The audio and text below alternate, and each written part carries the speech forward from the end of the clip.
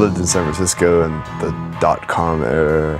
I lived in London when dubstep was happening. I've seen all these things happen. I've never seen anything like Nashville. It's like this perfect storm. Like, it's cheap as fuck. There's a venue on every corner. There's 10 studios on every block.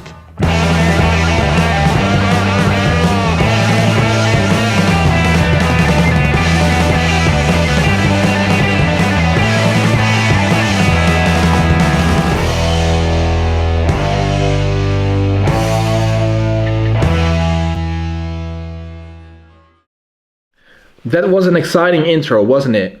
Did you know the one and only Elvis Presley recorded some of his songs in Nashville? And what about Miley Cyrus? She was born in Nashville and has still strong relationship with the city. But before we get into Nashville as a music city and why the music industry is such a big factor within its economy, we will show where Nashville is located. Nashville is within the state of Tennessee in Northern America.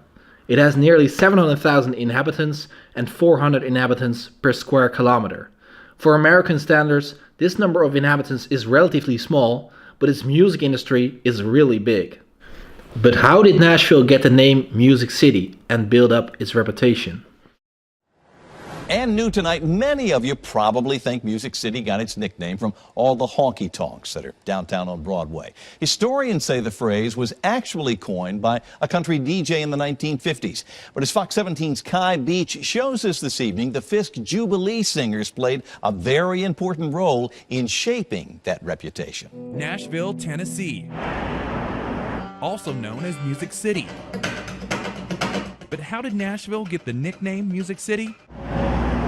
Well, many believe the moniker originated far away from Middle Tennessee when the Fisk University Jubilee Singers performed in Europe. And that when they sang before Queen Victoria, she was so impressed that she said, "You people must come from a music city." But Fisk University musical director Paul Kwame says that's not the case, and he's here to set the record straight. I loved to use that story, but then later on I found out that that was not the truth. Instead, it was said that some DJs were playing in studio one morning and came up with that name. So I've never used that story anymore. Despite not being responsible for the name Music City, Dr. Kwame believes Fisk University did help put Nashville on the map as a multicultural music mecca. Alright, now that we know a little bit more about the background story on how Nashville got its name Music City, we get more into the economy and specifically the music industry.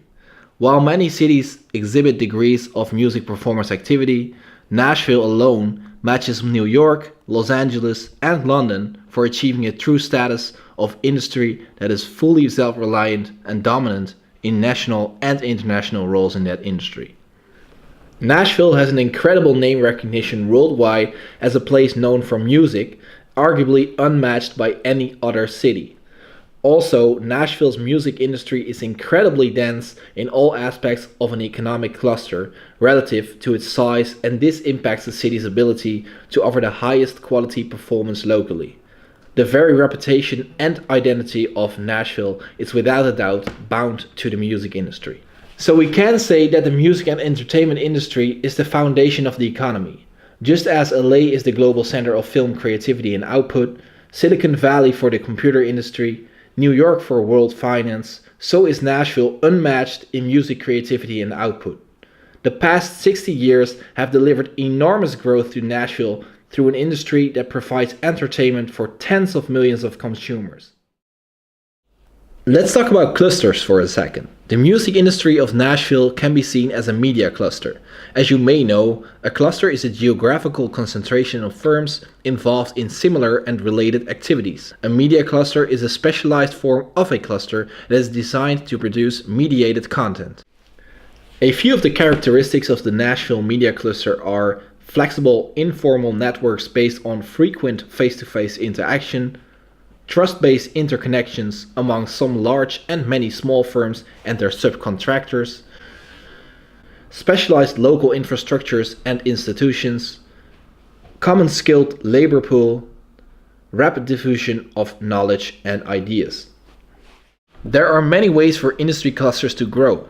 Clusters can develop through rapid industry emergence, like Detroit as a car center, through horizontal or vertical expansion, Charlotte as a banking hub, or through gradual incremental growth, Seattle as a transportation center. Investment to grow clusters can be through the growth of existing large businesses, new large entrants into the cluster from external markets, or through entrepreneurship.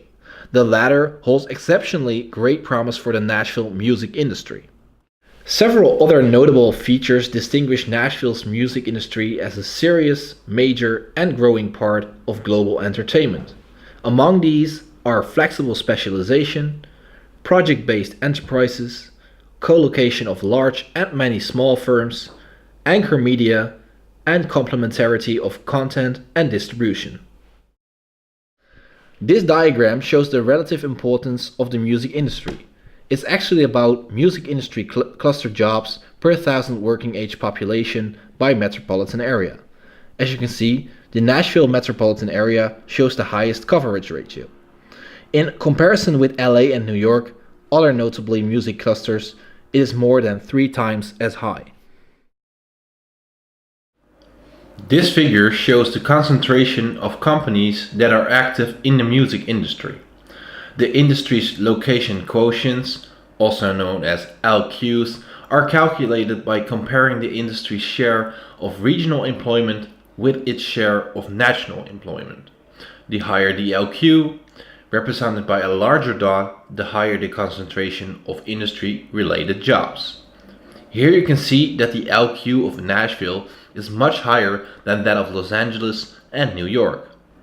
Hence, the music industry is much larger than what one might expect on the basis of the number of inhabitants. Now, let's get into the music networks.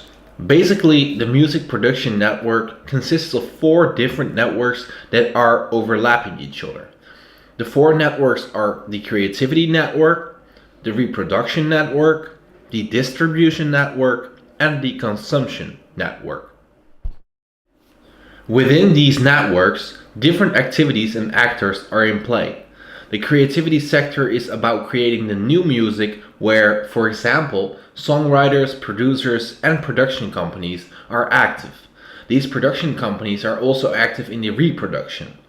Distribution network is the field of the retail outlets where consumption is about radio, Spotify, and you and me when we buy a CD or LP.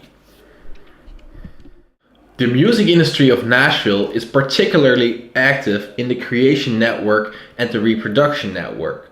The record companies play an important role in both creating new music as well as reproducing this new music. Once they had settled in Nashville, they began to attract new talent from the surrounding areas. An agglomeration of recording studios and artists began to emerge. The city of Nashville is growing rapidly, and although the music industry is the most important for Nashville's economy, there's a growing demand for other office spaces and housing, giving rise to problems for the music industry, which are being replaced. Nashville often likes to refer to itself as Music City, and given its history and heritage, that seems just right. But as real estate development explodes in one of the nation's fastest growing cities, some of the very studios, locations, and neighborhoods that were so important to country music and the industry as a whole are now threatened. With the studios came the musicians, the publishers, the lawyers, and others, a clustering that created a music industry. What's happening here today is that this history is being threatened by the rising demand for housing and office space in what is one of the nation's fastest growing cities and hottest markets. There is a culture that we've been very fortunate to have on Music Row, and it's being squeezed. This studio has been saved, but many others are gone. Carolyn Brackett took us to a new development called Crescent Music Row, the former site of Sound Shop Studios, where Paul McCartney recorded with Wings in the 1970s. Most of them are high-rises, and what's happening is they push further into Music Row is that we're losing a lot of the historic buildings that were studios where music offices, publishers were located. Also compounding the studio's problems, the music business isn't what it used to be.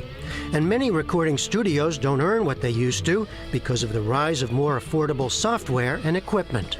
I've been offered, $1.7 million for any building I have every week. David Briggs is the owner of the House of David Studios.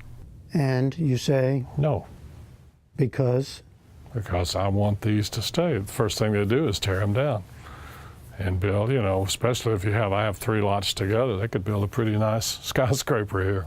Briggs himself is a Nashville institution, a session player, producer, and music publisher who's worked with Elvis and a host of other stars. There used to be 80 studios here within 3 or 4 blocks. Now I doubt if there's 20. So as we can tell from this short clip, the popularity of Nashville causes concern for the music industry. This is because it's a popular brand which attracts developers who will take over the musical heritage, and that musical heritage is the foundation of Nashville's identity.